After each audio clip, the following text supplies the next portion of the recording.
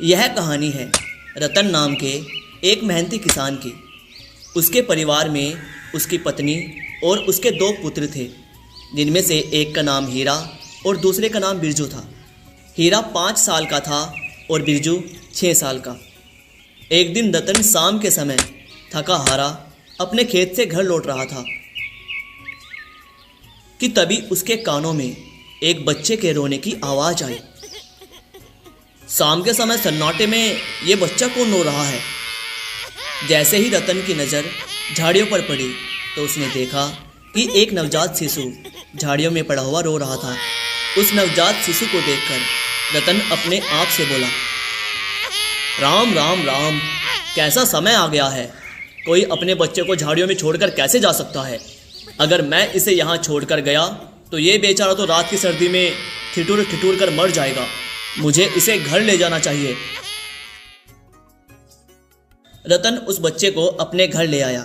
रतन के हाथों में बच्चा देखकर उसकी पत्नी विमला चौंकती हुई बोली, ए जी, ये किसका बच्चा है? रतन ने सारी घटना बताते हुए विमला से कहा, विमला, ये बच्चा मुझे झाड़ियों में पड़ा हुआ मिला।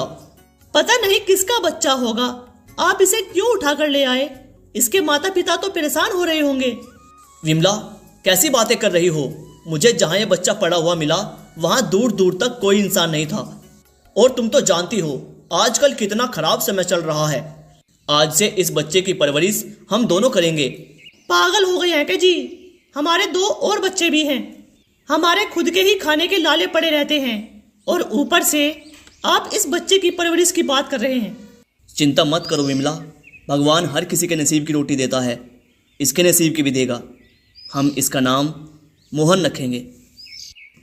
तो आप ही अपने मोहन को अपने गले से चिपटाए रखिए। मुझसे किसी भी प्रकार की उम्मीद मत रखना।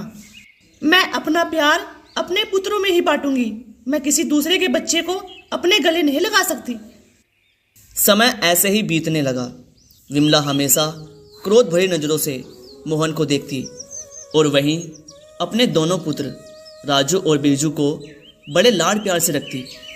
ऐसे ही 10 साल बीत गए और एक दिन रतन ने अपनी पत्नी से कहा, विमला, तुम्हारा रवैया मोहन के प्रति बिल्कुल भी ठीक नहीं है। उस बेचारे को तो पता ही नहीं है कि वो बेचारा एक अनाथ है। वो जब बड़ा हो जाए तब तुम उसे बता देना। मैंने तुमसे पहले ही कह दिया था कि मुझसे किसी भी प्रकार की उम्मीद मत रखना।